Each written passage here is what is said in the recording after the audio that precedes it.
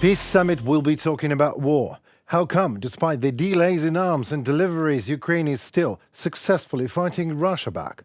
About all of these and more in today's episode. Good afternoon. All this hard truth in easy terms by me, Henry Keane, in UATV English studio for the whole free world, directly from Ukraine as usual. Ukraine has reduced and not at all raised the number of restrictions in terms of deviations from its previous obligations regarding the implementation of the European Convention on the Protection of Human Rights and Freedoms, said Minister of Justice Denis Malyuska. This is not a know-how, this is what all countries waging war do. Except Russia, of course, they always have had bad times in terms of human rights. In April 2024, we once again publicly clarified the list of current restrictions is reduced, not otherwise. Denis Malyuska, Minister of Justice of Ukraine. On April 28th, Ukraine's application for partial suspension of the European Convention on Human Rights due to obvious reasons, Russian full-scale aggression against Ukraine, and as so a martial law that came into effect in Ukraine, was published on the website of the Council of Europe. The application states same obvious needs for any country at war, meaning the military command within the limits of the temporary limitations of the constitutional rights and freedoms of person can carry out forced expropriation of objects of private, of communal property for the needs of the state, introduce a curfew, restrict the freedom of movement of citizens, prohibit holdings and meetings and rallies. In general, I can say that the respect for fundamental rights and freedoms, of course, is of utmost importance to us, and it's both linked to the accession process of Ukraine and evaluated regularly, and also to provision of financial assistance, the macrofinancial assistance. So maybe Velle can say a few more words on this. But bottom line is, whenever we have an issue or a potential issue with our Ukrainian partners, we of course discuss it, and we don't assume that Ukrainian partners would be doing steps in bad faith. We understand totally the difficult and complicated conditions in which they operate, and we have no reason to think that they would be taking whatever steps just in order to try to violate on any of their international obligations and the issues, values and principles which are very important for us as the European Union and for our relationship with Ukraine. Well, in case some did not know, Article 15 of the European Convention on Human Rights provides for the introduction of restrictions on human rights in the event of war or emergency circumstances that threaten the life of the nation. The curfew limits freedom of movement. Someone, for example, might want to sue the state because they were stopped at 2 a.m. and fined for violating the curfew law, when in fact a person has the right to freedom of movement. But there are no such ridiculous cases. We immediately acknowledged we're under martial law. Yevgenia Kravchuk, MP of Ukraine. Well, let me put that in easy terms for you. We are doing whatever might be necessary to win. Right now, as you are watching this, our men and women are fighting on the front line. They are injured, they are literally dying for this war to come to its just end, meaning an absolute and unconditional prevail of international law and human values over traditional Kremlin values, if you will, which is dictatorship, tyranny, and brutal aggressive force under disguise of the rule of law. No one in the world but Ukrainians are craving more to go back to normal life, to the freedoms and rights of citizens as soon as we can. As soon as we are safe to walk the streets of our cities without fearing that Russian shrapnel will tear you to shreds in the middle of the daylight or spending countless nights in the bomb shelters. Russian propaganda is, of course, howling on the matter of human rights infringement and violation in Ukraine, but to counter it is important to understand the order of things here. It was Russia who infringed and violated all possible norms of international law and order, breaching the sovereign borders of Ukraine in the first place. So with this informative document telling the world about certain limitations in citizens' rights and freedom under martial law, Ukraine simply refers to a bare fact, à la guerre comme à la guerre. We are at war. And it ain't over till it is. One thing Ukraine can promise the world, though, just as the world noticed this criminal instigated by Russia war started, the world will notice Ukraine finishing it. Then we all can get back to normal free world human rights and values, while Russia falls back to its borders and reparation. During President Zelensky's visit to Bern on 15th January 2024, Switzerland and Ukraine discussed the next steps towards a comprehensive, just and lasting peace in Ukraine. At Ukraine's request, Switzerland agreed to host two summits. As so, on 15th and 16th of June 2024, Switzerland is organizing a summit on peace in Ukraine at the Bürgenstock, that's Swiss canton of Nidwalden.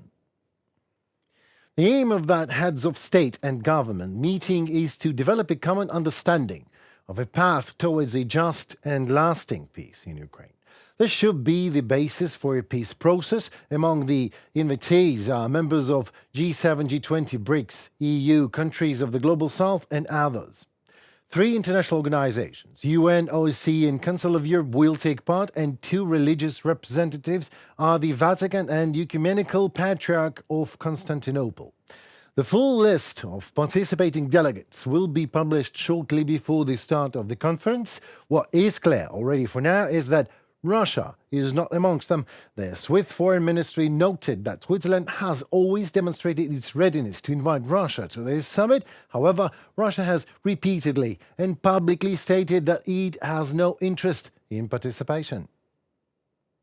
Russia has not been invited at this stage. Switzerland has always shown openness to extending an invitation to Russia for this summit. However, Russia has said repeatedly and also publicly that it has no interest in participating in this first summit. The summit in Switzerland is intended to initiate a peace process. Switzerland is convinced that Russia must be involved in this process. A peace process without Russia is unthinkable. Statement of Federal Department of Foreign Affairs of Switzerland. Oh, Swiss Jesus. Come on already, Switzerland. There are not enough holes in Swiss cheese to count all the reasons why the Russian dictator would not be interested in discussing anything but his self-invented right to invade sovereign countries under traditional great Russian pretexts. Besides, Russians are busy. They have their own Russian plans. We have precise intelligence information, specific data that Russia not only wants to disrupt the peace summit, but also has a specific plan. How to do it, how to reduce the number of participating countries, how to act to ensure that there is no peace for even longer. We will share with you, dear partners, at the level of diplomats, at the level of intelligence, Russia's plans, specific plans and specific points. And together we must counteract this. We must work in unity for a just peace. I am grateful to everyone who is helping and will help. Peace summits in Switzerland is happening anyway. Of course, and the crux of it in easy terms is like this: to provide a platform for dialogue on ways towards a comprehensive, just and lasting peace for Ukraine based on international law and the UN Charter. To promote a common understanding of a possible framework to reach this goal. To jointly define a roadmap on how to involve both parties in a future peace process. And one more thing here. It is nice to know that the first Global Peace Summit will be held exactly according to the Ukrainian peace formula proposed by President Volodymyr Zelensky. You only imagine those faces in the Kremlin. Russia invaded, Ukraine fought back. 2 years in a row, and Ukraine still fights back. The Western help is outrageously postponed and delayed. Ukraine is still here. How come?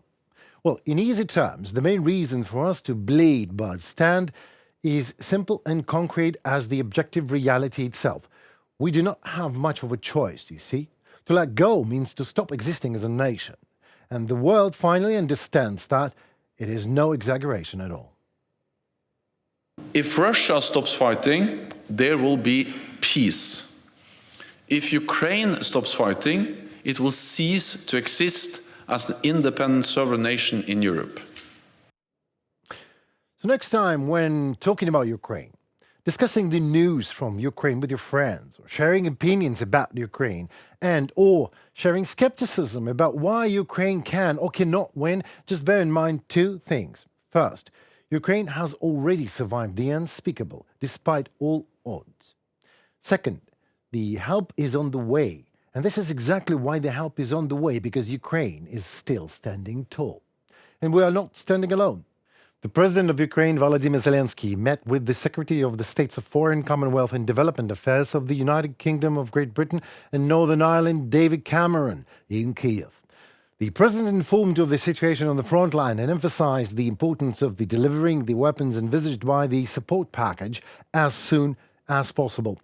First of all, armored vehicles, ammunition and missiles of various types. As Volodymyr Zelensky said, the provision of this package, along with the crucial decision of the United States to provide assistance, is of great importance to us at this key moment. Also, special attention was paid to preparations for important international events that will take place shortly. That is G7 Summit in Italy, the inaugural Peace Summit in Switzerland, the NATO Summit in Washington, D.C., and the 4th European Political Community Summit in the United Kingdom. We are looking forward to all of these events to put it in easy terms for you at UATV English. Time for more UATV English. You ask, we answer. You know what I really like about this part of the weekly episode is that questions sometimes really knock me out. And I sadly understand that what is obvious and natural for me might not be such for you, my beloved audience. So today we will discuss the question of the user John Showering 5726, who is asking, how can UA win when the opponent is vastly more populated with no moral compass? Right. It is not just a good question. It really is a perfect one. I'm anxious to answer it. Well, dear John Showering 5726, remember Rome? The one vastly more populated than its opponents? With no moral compass, with internal corruption, division and outside invasion. The one great at size and population, but with very, very corrupt rulers? Rather than serving the interest of the empire, these rulers, generals and politicians became more concerned with protecting their corrupted power and wealth. Now, cross your heart and tell me you don't see any correlation here. There is a beautiful story in the Bible, just by the way, about David and Goliath. I'm sure you know it, but it's worth reminding it from time to time. So the crux of it was that a giant was defeated by an ordinary man, then becoming a king. And I believe, with all my heart, the same happy ending awaits Ukraine. Ukraine did not start this war. And today the fact is we are not alone to win it or lose it.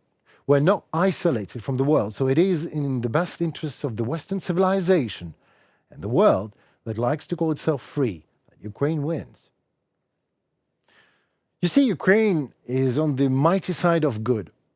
And by good, I mean no intangible pathos, but very concrete and solid matters, that of technology, money, production, and the collective common sense of the people of the world.